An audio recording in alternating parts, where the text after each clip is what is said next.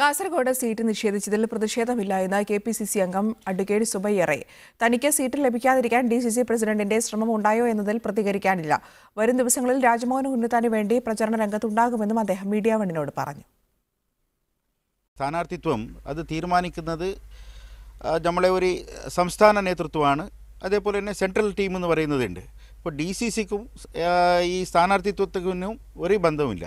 ആദ്യമായല്ല സ്ഥാനാർത്ഥിത്വം കപ്പിനും ചുണ്ടിനുമിടയ്ക്ക് വെച്ച് സുബ്ബയ്യറായ്ക്ക് നഷ്ടമാകുന്നത്.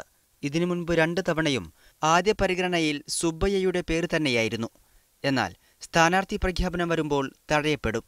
ഇങ്ങനെ തുടർച്ചയായി തഴയുന്ന കോൺഗ്രസിനോട് മടുപ്പ് വരുന്നില്ലേ എന്ന ചോദ്യത്തിന് മറുപടി ഇങ്ങനെ: സ്ഥാനാർത്ഥിത്വം എനിക്ക് കിട്ടിയില്ലെങ്കിലും അതിൽ ഒരു എനിക്ക് ആ ടെൻഷനോ ഒന്നും അങ്ങനത്തതൊന്നും ഇല്ല.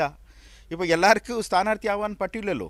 BJPയിലേക്കും CPMയിലേക്കും ചേക്കേറുമെന്ന അഭ്യൂഹങ്ങൾക്കും കൃത്യമായ മറുപടിയുണ്ട് സുബ്ബയ്യയ്ക്ക്. ചില ജനങ്ങൾ അഭിപ്രായം പെടാൻ സാധ്യതയുണ്ട്. പക്ഷേ അത് എനിക്ക് ഒരു കോൺഗ്രസ്സുകാരനായ ഞാനൊരു 40 കൊല്ലം മുതൽ ഞാൻ കോൺഗ്രസ് പാർട്ടിയിൽ ഉണ്ടായ ആളാണ്.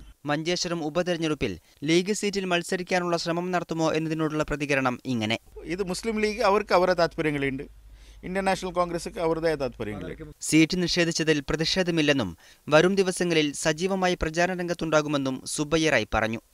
മീഡിയ 1 കാസർഗോഡ്.